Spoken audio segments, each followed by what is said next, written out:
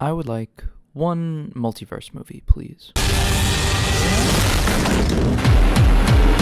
Can't stop me now. Travel 200 miles, I'm knocking at your door. And I don't Oh, wow. Can I get that again? Daring today, aren't we?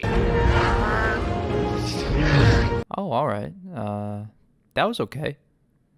Do you have anything else?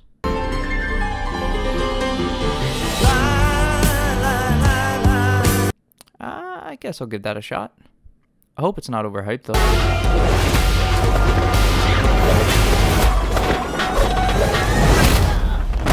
Okay, so it wasn't overhyped.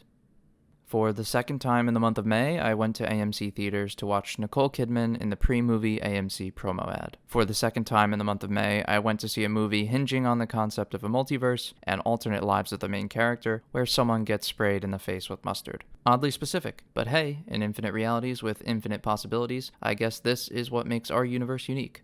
But where the previous multiverse movie failed to deliver, Everything Everywhere All at Once was Amazon Prime. It was delivery food for whoever is desperate enough to pay for Grubhub Plus, or a Dash Pass, or whatever the premium version of Uber Eats is called. In a word, Everything Everywhere All at Once boils down to caring. It is a movie about caring when you seemingly have every reason not to give a shit. It is about finding connection when it would be infinitely easier to disconnect from anything around you. If you've listened to some of my other reviews, you might notice I have a bit of a soft spot for melancholy, bittersweet kinds of movies. Movies such as Tick Tick Boom, Coco, and La La Land. In fact, I have such a soft spot that I have created a list of these movies on my Letterboxd account if you're ever feeling supremely in need of a beautiful gut punch. Everything Everywhere All at Once gives you that gut punch. In fact, it does so with incredibly overwhelming force, again and again and again, using only its pinky finger to deliver the blow in a magical, perfectly calculated kind of restraint. The very first frame of the film shows a reflection of the Wang family singing happily into a karaoke machine. And from this frame alone, you can tell you're watching something that was brought to life with love and with care. You can tell you'll enjoy it and that this ride is going to be worth it. And if you're still not sold, how about you watch the opening 10 minutes to really sweeten the deal? You get to watch Evelyn Wang, a downtrodden, overworked laundromat owner, grind herself to the bone during her daily routine. Her life is entirely consumed by this family business, her apartment quite literally overflowing with receipts and other people's clothes to the point where she barely has 5 seconds to spare for her actual family. The weight of this laundromat, of the washers and the dryers, is crushing down on her like the weight of the world, which is precisely because to Evelyn Wang, this laundromat is her entire world. And if we're being completely frank, it is a supremely shitty world. Like really, really, really shitty.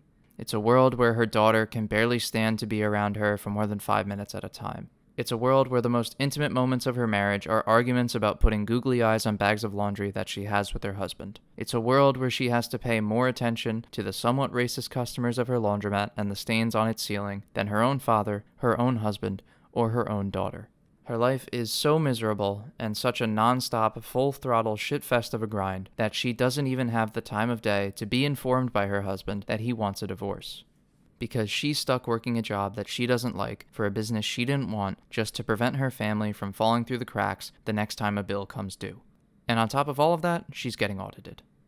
By the lady who killed Michael Myers, no less. So yeah, the argument could be made that across an infinite number of realities, across every known possible path of existence, that this Evelyn Wang is living out the worst life compared to every other Evelyn Wang to have ever existed. The idea that Evelyn could not have a more miserable life if she wanted to. It's depressing in its reality and terrifying in its relatability. I mean, if you're listening to me right now, I have to assume that there are times when you imagine a better life for yourself. Maybe it's something grand where you're a celebrity or a millionaire or hyper successful. Maybe it's more subtle where you just have your dream job and are enjoying the finer things in life with someone you love. Or maybe it's just some reality where you're happier in life. That would be nice too. It's not hard to get tempted by that. We see Evelyn fall prey to it. She's a woman who has sacrificed most of her passions and the best years of her life for a failing business that's an afternoon away from getting reclaimed by the IRS. Then along comes a man from another universe. A man who gives her the knowledge that these possibilities and daydreams are more than just fantasies. For some versions of Evelyn, they're her reality. Then he gives her the means to see these realities. And not just to see them, but to live them. To feel them. To experience these lifetimes worth of emotions in an instant. to get a glimpse or a taste of what could have been if things had maybe just gone a little bit differently. If you made this decision instead of that one 5 years ago, how might you have ended up? When Evelyn is confronted with these infinite possibilities of how her potential is being wasted, how can it be anything but soul-crushing? She's just received a universal confirmation that her life has been nothing more than a meager disappointment among an infinite number of alternative scenarios. Why does she matter in the slightest? And that is the central conflict of Everything, Everywhere, All at Once. Why do we matter? In a reality where you might be the most underwhelming, disappointing version of yourself, why should you care about anything at all, about anyone? The film's villain, Jobu, has been fully consumed by this outlook. After experiencing every possible universe to have ever existed, she feels nothing. No purpose, no drive, no desire, no joy. In a life where everything happens somewhere at some point, why does it matter what happens here and now? This moment is infinitely insignificant by almost every conceivable metric, so what is the point in even giving it the time of day? It's sort of a hard stance to defend, and almost an impossible task, but Evelyn, as crushed as she may be by a new perspective on the potential of her lives, is determined to take this stance, to prove that caring is worth it, and to save not just every universe, but Jobu herself. Because to her, Jobu is the universe. And Evelyn throws herself relentlessly against this impossible foe, this insurmountable idea of meaningless despair. Evelyn even forces herself to feel this very same despair in hopes of understanding, empathizing with, and saving Jobu. Why does she do this? Why does any of it matter? Why try at all? Because for a few fleeting moments, even in the shittiest, most miserable universe out of every possibility, there's something worth experiencing. There's something to put a smile on your face and give you a glimmer of joy. Maybe it's love, maybe it's family, maybe it's your friends, or maybe it's something as simple as your favorite food. But it's here in this universe, so you might as well enjoy it. After all, there's a universe out there, somewhere, where you didn't enjoy it. And what a waste of a universe that must be. And across every universe, every conceivable reality, there is one constant, one unerring truth to all of the universes. And that is our ability to choose how we respond, how we engage, and how we behave towards others. These choices are our entire universe, and they're worth making, and they're worth caring about. Every character in this film, by themselves, provides more of an emotional journey than most movies can with their entire cast combined.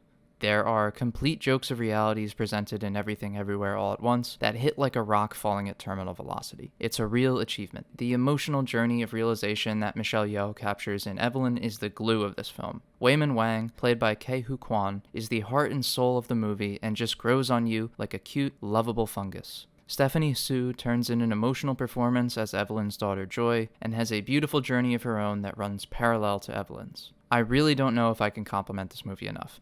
It's got so many things going for it that the best I can offer is this comparison. Oh my god, they're changing the aspect ratio for the martial arts showdown. Oh, look at all these realities. A paint universe? That's it? Oh my goodness, look at these visual effects. Oh, look, a cameo. That's cool, I guess. Of all the places I could be, I just want to be here with you. Ooh, another cameo. Please see this movie. It's probably my favorite thing that I've seen this year. It's a beautiful homage to classical martial arts movies and is full of excellent representation. It's an emotional journey with endearing and inspiring characters. It's a well-crafted, beautiful piece of filmmaking. It's a personal story about something we can all relate to, the struggle to feel like anything is worth it and that we matter. It's a film that provides something not every movie can. Something to say. It's movie magic personified, and work like this is why the medium exists. It's 5 out of 5 stars. It's everything, everywhere, all at once. This is a life